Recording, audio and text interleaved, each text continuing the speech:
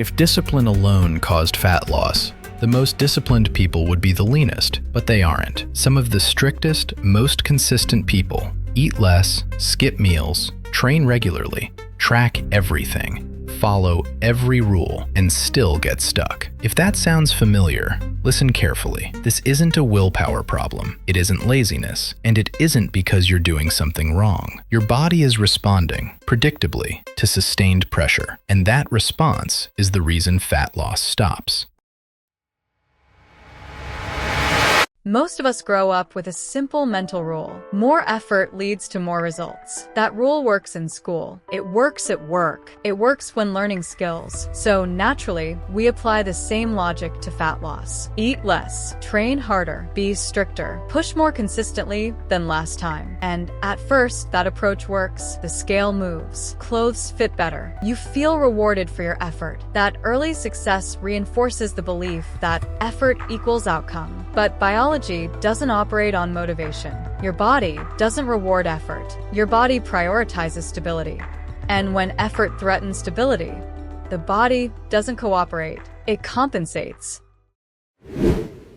Here's the key misunderstanding. When you consistently push energy intake down and energy output up, your body doesn't interpret that as discipline. It interprets it as loss. And biologically, sustained loss signals risk. So the body initiates a protective response. In physiology, this is known as adaptive thermogenesis. I'll use a simpler term, metabolic defense mode. When this mode is active, several predictable changes occur. Resting metabolism slows. You burn fewer calories at rest. Unconscious movement declines. Less pacing, less fidgeting, less spontaneous activity. Hunger signals increase, and fat becomes harder to mobilize. This isn't dysfunction. This is survival biology working as designed.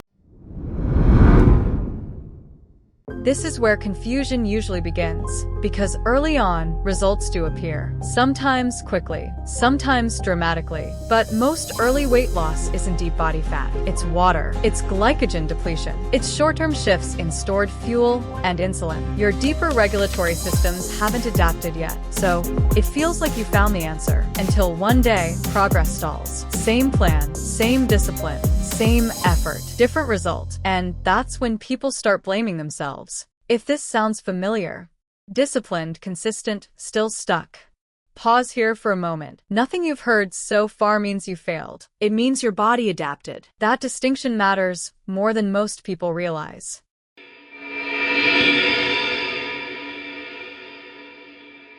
Once metabolic defense mode is active, your internal environment shifts. Stress signaling increases. Recovery capacity drops. Fat storage becomes favored over fat release. Think of metabolism like a thermostat, not a switch. You can't force heat out of a room if the thermostat has been turned down. Insulin, leptin, and cortisol all influence this metabolic thermostat. As body fat decreases, leptin levels fall, appetite rises, insulin signaling changes how readily fat can be released, and cortisol, the primary stress hormone, increases energy conservation and fat protection, particularly in the abdominal region. This isn't about feeling stressed.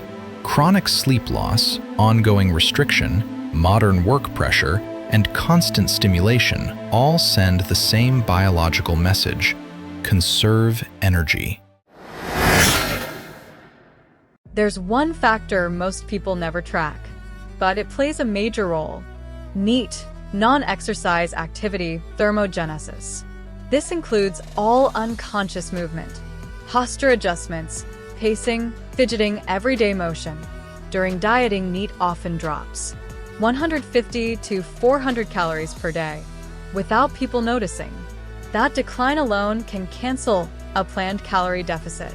Same diet, same training, same discipline, no visible progress, because the body quietly rebalanced the system. Researchers refer to this overall slowdown as metabolic adaptation, and it's measurable. After weight loss, many people burn 5 to 15% fewer calories than expected for their new body size. The body becomes more efficient. more economical, more protective. This adaptation helps predict how quickly future weight loss occurs, how likely weight regain becomes. That's why two people following identical plans can experience completely different outcomes. Same behavior, different biology. Here's the paradox.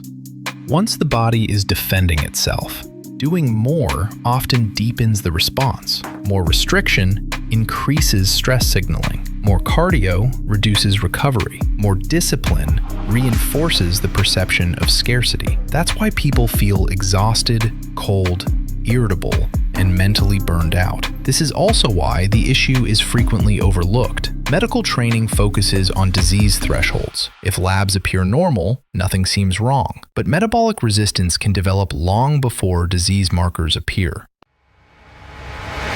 Consider two people.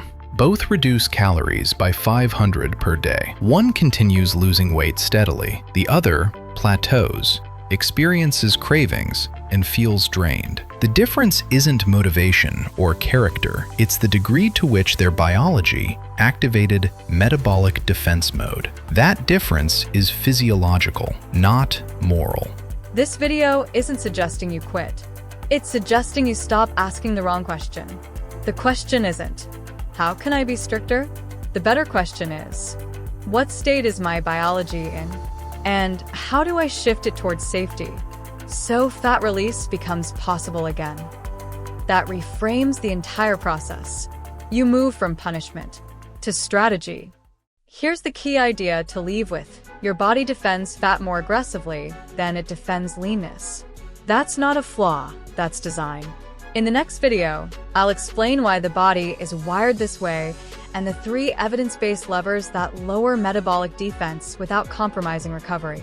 If this perspective helped reframe how you see fat loss, make sure you subscribe so you don't miss that breakdown. And if you know someone who's been stuck despite doing everything right, like and share this with them. Once you understand this, you stop fighting your body and progress finally becomes sustainable.